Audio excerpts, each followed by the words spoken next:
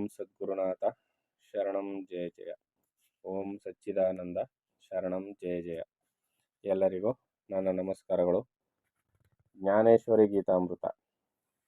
ಕೃಷ್ಣ ಪರಮಾತ್ಮನು ಅರ್ಜುನನಿಗೆ ಉಪದೇಶವನ್ನು ಮಾಡ್ತಾ ಇದ್ದಾನೆ. ನಾನು ಕೃಷ್ಣನೆಂಬ ಹೆಸರನ್ನು ಬಿಟ್ಟು ನೋಡು ಅರ್ಜುನ, ನಾನು ಸರ್ವವ್ಯಾಪಕನಾದ ಪರಮಾತ್ಮ, ನನ್ನಲ್ಲಿ ಅಜ್ಞಾನವಿಲ್ಲ, ಧರ್ಮದ ಉದ್ಧಾರಕ್ಕಾಗಿ ಅವತರಿಸಿ ಬಂದಿದ್ದೀನಿ. ಯಾರ್ಯಾರು ಯಾವ ಯಾವ ಭಾವನೆಯಿಂದ ಪೂಜೆ ಮಾಡ್ತಾರೋ, ಯಾವ ಯಾವ ಭಾವನೆಯಿಂದ ಕಲ್ಪಿಸ್ಕೊಂಡು ನನಗೆ ರೂಪ ನಾಮಗಳನ್ನು ಕೊಟ್ಟು ಪ್ರೇಮಿಸ್ತಾರೋ, ಅವರವರ ಭಾವನೆಯಂತೆ ಸರ್ವವೂ ಗೋಚರವಾಗುತ್ತೆ. ನಾನು ಅವರಿಗೆ ಆ ರೂಪದಲ್ಲೇ ಸಿದ್ಧವಾಗ್ತೀನಿ, ಆ ರೂಪದಲ್ಲಿ ಅವರಿಗೆ ದೊರಕ್ತೀನಿ ನಾನು ಅಂತ ಪರಮಾತ್ಮನು ಹೇಳ್ತಾ ಇದ್ದಾನೆ. ಅವರು ತಮ್ಮ ಮನಸ್ಸಿನಲ್ಲಿ ಅನೇಕವಾದ ಕಾಮನೆಗಳನ್ನು ಇಟ್ಟುಕೊಂಡು, ಯಾರು ಜನರು ಅವರ ಮನಸ್ಸಿನಲ್ಲಿ ಅನೇಕವಾದ ಕಾಮನೆಗಳು, ಅನೇಕ ಬಯಕೆಗಳನ್ನ ಇಟ್ಕೊಂಡಿರ್ತಾರೆ, ಆಸೆಗಳನ್ನ, ಕೋರಿಕೆಗಳನ್ನ ಇಟ್ಕೊಂಡು ಉಚಿತವಾದ ವಿಧಿವಿಧಾನಗಳಿಗೆ ಅನುಸಾರವಾಗಿ ಅವ್ರಿಗೆ ಏನೇನು ತಿಳಿತದೋ ಆ ರೀತಿಯಲ್ಲಿ ಧಾರಾಳವಾಗಿ ತಮಗೆ ಇಷ್ಟವಾದ ದೇವತೆಗಳನ್ನು ಅಥವಾ ದೇವಿಯರನ್ನು ಆರಾಧಿಸುತ್ತಾರೆ. ಹೆಣ್ಣು ದೇವರೋ ಗಂಡು ದೇವರೋ, ಅವ್ರಿಗೆ ಯಾವುದ್ರ ಮೇಲೆ ಭಕ್ತಿ, ಇದರಲ್ಲಿ ಈ ದೇವ್ರನ್ನ ಆರಾಧನೆ ಮಾಡಿದ್ರೆ ಫಲ ಸಿಗುತ್ತೆ ಅಂತ ಅವ್ರಿಗೊಂದು ನಂಬಿಕೆ ಮನಸ್ಸಿನಲ್ಲಿ ಕೂತ್ಬಿಟ್ಟಿರ್ತದೆ ದೃಢವಾಗಿ. ಈ ಹೆಸರನ್ನ ದೇವ್ರಿಗೆ ಪೂಜೆ ಮಾಡಿದ್ರೆ ನಮಗೆ ವರ ಸಿದ್ಧಿ ಆಗುತ್ತೆ. ಕೆಲವರು ಹೇಳ್ತಾರೆ ಚಲುವ ನಾರಾಯಣ ಸ್ವಾಮಿ ಪೂಜೆ ಮಾಡಿದ್ರೆ ಇದಾಗುತ್ತೆ. ಇನ್ನು ಕೆಲವರು ಹೇಳ್ತಾರೆ ನಾರಾಯಣನಿಗೆ ಇಲ್ಲಿ ಗೃಹ ಪ್ರವೇಶಗಳನ್ನೆಲ್ಲ ಮಾಡಬೇಕಾದ್ರೆ ಅವರು ನಾರಾಯಣನ ಪೂಜೆಯನ್ನು ಮಾಡಿಸ್ತಾರೆ. ಇನ್ನು ಕೆಲವರು ಶಿವನ ಪೂಜೆ ಮಾಡಿಸ್ತಾರೆ, ಇನ್ನು ಕೆಲವರು ಲಕ್ಷ್ಮೀ ಪೂಜೆ ಮಾಡಿಸ್ತಾರೆ. ಈಗ ಅನೇಕ ಥರದ ಪೂಜೆಗಳನ್ನ ಜನರು ಆಚರಣೆಯಲ್ಲಿ ಇಟ್ಕೊಂಡಿದ್ದಾರೆ. ಸತ್ಯನಾರಾಯಣ ಪೂಜೆನೂ ಮಾಡ್ತಾರೆ, ಈ ಕಡೆಗೆ ಲಕ್ಷ್ಮೀ ಪೂಜೆಯನ್ನು ಮಾಡ್ತಾರೆ, ಈ ಕಡೆಗೆ ಇನ್ನೊಂದು ಪೂಜೆಯನ್ನು ಮಾಡ್ತಾರೆ. ವಿಧಿವಿಧಾನಗಳಿಗೆ ಅನುಸಾರವಾಗಿ ತಮಗೆ ಇಷ್ಟವಾದ ದೇವತೆಗಳನ್ನು ಅಥವಾ ದೇವಿಯರನ್ನು ಆರಾಧಿಸುತ್ತಾರೆ. ಆದ್ದರಿಂದ ಅವರು ಕೋರಿದ ವಸ್ತುಗಳೇ ಫಲವಾಗಿ ದೊರೆಯುವುದು. ಏನು, ಅವರು ಯಾವ ವಸ್ತುಗಳನ್ನು ಕೇಳ್ಕೊಳ್ತಾರಲ್ಲ ಆ ವಸ್ತುಗಳೇ ಅವರ ಭಕ್ತಿಯ ಸಾಮರ್ಥ್ಯಕ್ಕೆ ಅನುಸಾರವಾಗಿ ಆ ವಸ್ತುಗಳೇ ಅವ್ರಿಗೆ ಸಿಕ್ಕುತ್ತೆ. ಇಲ್ಲಿ ದೃಢ ಭಕ್ತಿ ಮುಖ್ಯ. ಅವ್ರೇನಾದ್ರು ಕೇಳ್ಕೊಳ್ಳಿ, ಯಾವ ಭಕ್ತಿ ಸಾಮರ್ಥ್ಯದಿಂದ ಏನನ್ನು ಕೇಳಿಸ್ಕೊಳ್ತಾರೋ ಅದೇ ಅವರಿಗೆ ಫಲರೂಪದಲ್ಲಿ ದೊರೆಯುತ್ತದೆ. ಅದಕ್ಕೆ ವಸಿಷ್ಠರು ಏನು ಹೇಳ್ತಾರೆ, ಕೇಳ್ಕೊತೀಯ ರಾಮ, ಸರಿಯಾಗಿರೋದನ್ನು ಕೇಳ್ಕೊ, ಏನಂತ ಆತ್ಮಜ್ಞಾನವನ್ನೇ ಕೇಳು ಅಂತ ಹೇಳ್ಕೊಡೋದು. ಯಾಕಂದರೆ ಈ ಮಿಕ್ಕವೆಲ್ಲ ಹಿಂಗೆ ಬಂದು ಹಿಂಗೆ ಹೊರಟೋಗುತ್ತೆ. ಶಾಶ್ವತವಲ್ಲದನ್ನು ಕೇಳ್ಕೊಳ್ತಾರೆ, ಕಷ್ಟಪಡ್ತಾರೆ, ಅಷ್ಟೇ ಶ್ರಮ. 12 ವರ್ಷ ತಪಸ್ಸನ್ನು ಮಾಡಿರ್ತಾನೆ ಒಬ್ಬ, ನಿನ್ಗೇನು ವರ ಬೇಕು ಅಂದರೆ ಪಕ್ಕದ ಮನೆಯವನು ಕೊಲ್ಲಬೇಕು ನಾನು ಅಂತಾನೆ. ಇದು 12 ವರ್ಷ ತಪಸ್ಸಿನ ಫಲ. ಅದೇ 12 ವರ್ಷ ಒಬ್ಬ ಸಾಧನೆಯನ್ನು ಮಾಡಿದ್ದೆ ಆದರೆ ನಿನ್ಗೇನು ವರ ಬೇಕು ಅಂದರೆ ನನಗೆ ಆತ್ಮಜ್ಞಾನ ಬೇಕು ಅಂದರೆ ಅವ್ನು ದೇವರಾಗೋಯ್ತಾನೆ, ಆಯಿತು ತಥಾಸ್ತು ಅಂದರೆ. ಆದರೆ ಇವನು ಕೇಳಿದೇನು, ಪಕ್ಕದ ಮನೆಯವನ ಮೇಲೆ ವೈರತ್ವವನ್ನು ಕೇಳ್ತಾನೆ. ಮಾಡಿ ಫಲವೇನು? ಅದರಿಂದ ಕೇಳಬೇಕು, ಸರಿಯಾದ ಕೇಳಬೇಕು. ತತ್ವದೃಷ್ಟಿಯಿಂದ ನೋಡಿದರೆ ಲೋಕದಲ್ಲಿ ಕರ್ಮದ ಹೊರತು ಕೊಡುವುದಾಗಲಿ ತೆಗೆದುಕೊಳ್ಳುವುದಾಗಲಿ ಇರುವುದಿಲ್ಲ. ತತ್ವದ ದೃಷ್ಟಿಯಿಂದ ನೋಡಿದ್ದೆ ಆದರೆ ಲೋಕದಲ್ಲಿ ಕೊಡೋಕ್ಕೂ ಏನೂ ಇಲ್ಲ, ತೆಗೆದುಕೊಳ್ಳೋಕ್ಕೂ ಏನೂ ಇಲ್ಲ. ಯಾಕಂದರೆ ಎಲ್ಲವೂ ಪರಮಾತ್ಮನೇ ಆಗಿರ್ತಾನೆ. ತತ್ವದ ದೃಷ್ಟಿ ಅಂದರೆ, ಇಲ್ಲಿ ತತ್ವದೃಷ್ಟಿ ಅಂದರೆ ಏನಪ್ಪ ಅಂತ ಯೋಚನೆ ಮಾಡಬೇಡಿ. ತತ್ವದ ದೃಷ್ಟಿ ಅಂದರೆ ಈಗ ರಾಮನ ರೂಪವನ್ನು ನಾನು ನೆನೆಸ್ಕೊಂಡು ಪೂಜೆಯನ್ನು ಮಾಡ್ತಾ ಇರ್ತೀನಿ, ಆರಾಧನೆಯನ್ನು, ಧ್ಯಾನವನ್ನು ಮಾಡ್ತಾ ಇರ್ತೀನಿ. ಆದರೆ ತತ್ವದ ದೃಷ್ಟಿಯಿಂದ ರಾಮನ ರೂಪವನ್ನು ನೆನೆಸ್ಕೊಂಡು ಧ್ಯಾನ ಮಾಡ್ತಿರುವ ನಾನೇ ರಾಮನಾಗಿರ್ತೀನಿ. ಇದೇ ವಾಸ್ತವ ಸತ್ಯ. ನಾನೇ ರಾಮನೆನ್ನುವ ಅರಿವಿಲ್ಲದೆ ನಾನೇನು ಮಾಡ್ತೀನಿ, ರಾಮನೆನ್ನುವ ದೇವರು ಬೇರೆ ಇದ್ದಾನೆ ಅಂತ ತಿಳ್ಕೊಂಡು ರಾಮನನ್ನು ಪೂಜೆ ಮಾಡ್ತಾ ಇರ್ತೀನಿ. ಆಗ ನನ್ನೊಳಗಿರ್ತಕ್ಕಂಥ ಏಕಾಗ್ರತೆಯ ಫಲವಾಗಿ ನಾನೇ ರಾಮನಾದ್ದರಿಂದ, ನಾನು ಅಂತರ್ಮುಖಿಯಾದ್ದರಿಂದ ನನ್ನಲ್ಲಿರ್ತಕ್ಕಂಥ ಆ ಅಂತಃಶಕ್ತಿ ಹೆಚ್ಚಾದಾಗ ಏನಾಗುತ್ತೆ, ನಾನು ಯಾವ ರಾಮನನ್ನು ಕಲ್ಪಿಸ್ಕೊಂಡಿದ್ನೋ ಆ ರಾಮನ ಅವತಾರದಲ್ಲಿ ನನ್ನ ಅಂತಃಶಕ್ತಿಯೇ ರಾಮನ ಅವತಾರವಾಗಿ ನನ್ನ ಎದುರಿಗೆ ಕಾಣಿಸ್ಕೊಳ್ತದೆ. ಈಗ ನಾನೇನು ತಿಳ್ಕೊಳ್ತೀನಿ, ನಾನು ಬೇಡದೆ ತಪಸ್ಸನ್ನು ಆಚರಿಸಿದೆ, ನನ್ನ ಎದುರುಗಡೆ ರಾಮ ಬಂದಿದ್ದಾನೆ ಅಂತ ನಾನು ತಿಳ್ಕೊಳ್ತೀನಿ. ಆದರೆ ತಾತ್ವಿಕ ದೃಷ್ಟಿಯಲ್ಲೇನು, ಬೇಡ್ತಾ ಇರೋನು ರಾಮನೇ, ಎದುರಿಗೆ ಬಂದಿರೋನು ಇದೇ ರಾಮನೇ ಅಲ್ಲಿ ಅವತಾರವಾಗಿ ಬಂದಿದ್ದಾನೆ. ಈಗ ನಾನೇನು ಮಾಡ್ತೀನಿ, ರಾಮನನ್ನು ವರ ಕೇಳ್ತೀನಿ, ಆ ವರವೂ ಕೂಡ ರಾಮನೇ ಆಗಿರ್ತಾನೆ. ಮತ್ತು ಅದನ್ನು ಪಡೆದುಕೊಂಡಂತ ನಾನು ಆ ವರವನ್ನು ಸ್ವೀಕಾರ ಮಾಡ್ತೀನಿ. ಈಗ ರಾಮನನ್ನು ಧ್ಯಾನ ಮಾಡಿದವನು ರಾಮನೇ, ರಾಮನಾಗಿ ಬಂದವನು ರಾಮನೇ, ವರದ ರೂಪದಲ್ಲಿ ಬಂದವನು ರಾಮನೇ, ಅದನ್ನು ಅನುಭವಿಸಿದವನು ರಾಮನೇ. ರಾಮ ಅಂದರೆ ಪರಮಾತ್ಮನೇ. ಎಲ್ಲವೂ ಚಕ್ರದ ರೂಪದಲ್ಲಿ ಒಂದೊಂದು ಅವತಾರವನ್ನು ತಾಳಿರ್ತವೆ ಹೊರತು ಎಲ್ಲವೂ ತಾನೇ ಆಗಿರ್ತದೆ.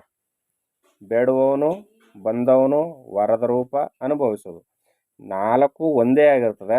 ಇದು ತತ್ವದ ದೃಷ್ಟಿ. ಅದರಿಂದ ಇಲ್ಲಿ ಹೇಳ್ತಾ ಇರೋದು ತತ್ವದ ದೃಷ್ಟಿಯಿಂದ ನೋಡಿದರೆ ಲೋಕದಲ್ಲಿ ಕರ್ಮದ ಹೊರತು ಕೊಡುವುದಾಗಲಿ ತೆಗೆದುಕೊಳ್ಳುವುದಾಗಲಿ ಇರುವುದೇ ಇಲ್ಲ. ಈಗ ಅರ್ಥ ಆಯ್ತಲ್ವ ಚೆನ್ನಾಗಿ? ಮಾನವನು ಮಾಡಿದ ಕರ್ಮಕ್ಕೆ ಅನುಸಾರವಾಗಿಯೇ ಎಲ್ಲವೂ ದೊರಕುವುದು. ನಾವು ಏನು ಮಾಡ್ತೀವಿ ಅದನ್ನೇ, ಏನು ಬಿತ್ತುತ್ತೀವಿ ಅದನ್ನೇ ಫಲ ಉಣ್ಣೋದು. ಆದರೆ ಸರ್ವರು ಈ ತತ್ವವನ್ನು ಅರಿಯರು. ಈ ಮಾತನ್ನು ಎಷ್ಟು ಹೇಳಿದ್ರು ನಂಬೋದಿಲ್ಲ ಜನ. ಯಾಕೆ ನಂಬೋದಿಲ್ಲ ಅಂದರೆ ಅಂತಃಕರಣ ಶುದ್ಧತೆ ಇರೋದಿಲ್ಲ. ಏನು ಅಂತಃಕರಣ ಶುದ್ಧವಿಲ್ಲ ಅಂತ ಅಂದರೆ, ನಶ್ವರವಾದ ಸುಖ ಭೋಗಗಳಲ್ಲಿ ಇಂದ್ರಿಯಗಳ ಮೂಲಕ ಪ್ರಾಪಂಚಿಕ ಸುಖ ಭೋಗಗಳನ್ನ, ವಿಷಯ ವಸ್ತುಗಳನ್ನ ಅನುಭವಿಸಿ ಇದೇ ಶಾಶ್ವತ ಅಂತ ನಂಬ್ಕೊಂಡು ಅದರಲ್ಲಿ ತನ್ಮಯತೆಯನ್ನು ಪಡೆದುಕೊಂಡಿರ್ತದೆ ಅಂತಃಕರಣ.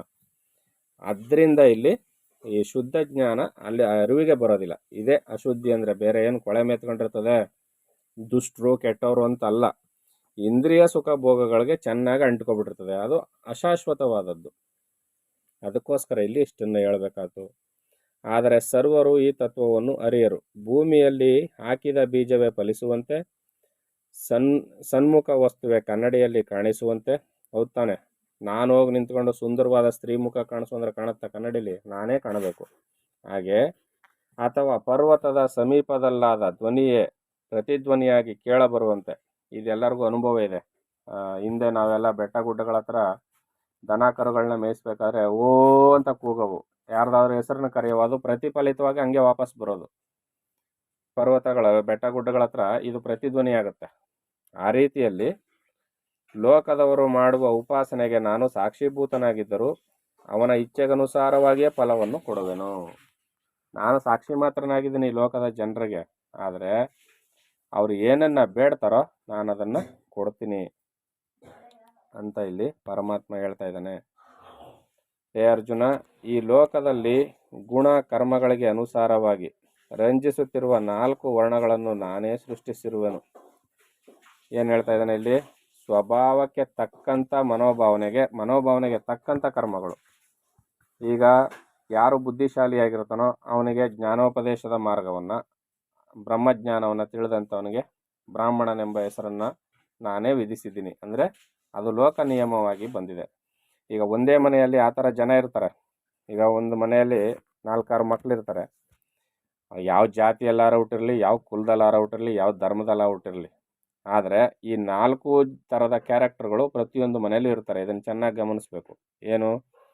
ಒಬ್ಬನು ಓದುವುದರಲ್ಲಿ, ವಿದ್ಯೆ ತಿಳಿಯೋದರಲ್ಲಿ ಭಾಳ ಚತುರನಾಗಿರ್ತಾನೆ.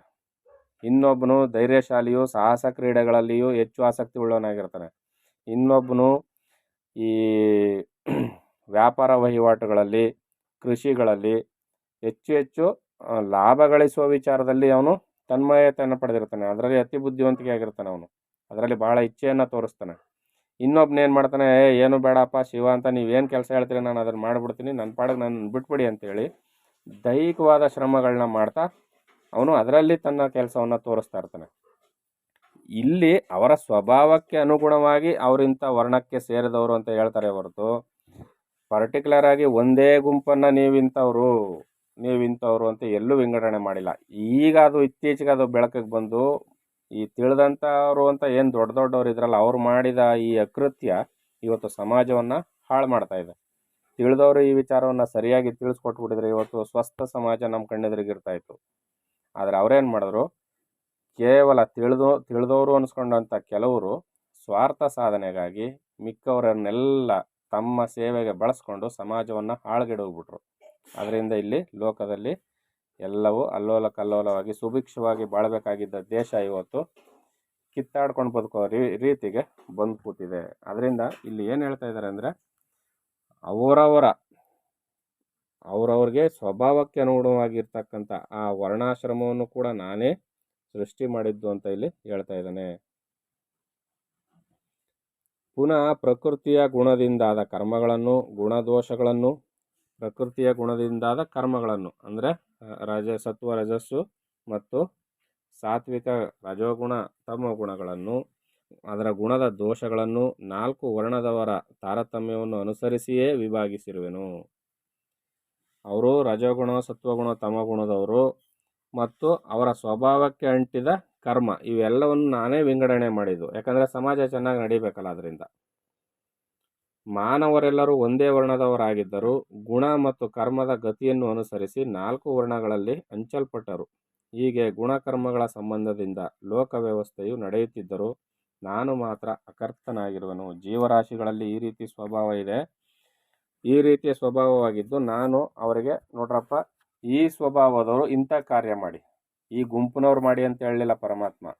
ಯಾರ್ಯಾರಿಗೆ ಈ ಥರದ ಕ್ಯಾರೆಕ್ಟರ್ಗಳಿದೆಯೋ ಅವರವರು ಇಂತಿಂಥದನ್ನು ಮಾಡಿ ಅಂತ ಹೇಳಿ ಇಲ್ಲಿ ಕರ್ಮವನ್ನು ಗುಣಕ್ಕನುಸಾರವಾಗಿ ಸ್ವಭಾವಕ್ಕನುಸಾರವಾಗಿ ವರ್ಣವನ್ನು ಮಾಡಿಟ್ಟಿದ್ದೀನಿ ಹೊರತು ಇಲ್ಲಿ ಎಲ್ಲರೂ ತಿಳ್ಕೊಂಡಂಗೆ ಜಾತಿ ವ್ಯವಸ್ಥೆಯನ್ನು ಪರಮಾತ್ಮ ಮಾಡಲಿಲ್ಲ. ಅದರಿಂದ ಸರಿಯಾಗಿ ಅರ್ಥ ಮಾಡ್ಕೋಬೇಕು. ಜ್ಞಾನವನ್ನು ವೃದ್ಧಿ ಮಾಡ್ಕೊಳ್ಳಿ. ಯಾರಾದರೆ ಏನಂತೆ, ಜ್ಞಾನವನ್ನು ಯಾವ ಕಡೆಯಿಂದ ಬಂದರೂ ಸ್ವೀಕರಿಸಿ ಜ್ಞಾನವನ್ನು ಅಭಿವೃದ್ಧಿ ಮಾಡ್ಕೋಬೇಕು. ಈ ರೀತಿಯಲ್ಲಿ ಪರಮಾತ್ಮ ಅರ್ಜುನನಿಗೆ ಉಪದೇಶವನ್ನು ಮಾಡ್ತಾ ಇದ್ದಾನೆ. ಮುಂದೆ ಏನು ಹೇಳ್ತಾನೆ ಅಂತ ಮುಂದಿನ ಆಡಿಯೋದಲ್ಲಿ ನೋಡೋಣ. ಎಲ್ಲರಿಗೂ ಒಳ್ಳೆಯದಾಗಲಿ. ಓಂ ಸದ್ಗುರುನಾಥ ಶರಣಂ ಜಯ ಜಯ. ಓಂ ಸಚ್ಚಿದಾನಂದ ಶರಣಂ ಜಯ ಜಯ. ಹರಿ ಓಂ ತತ್ಸತ್.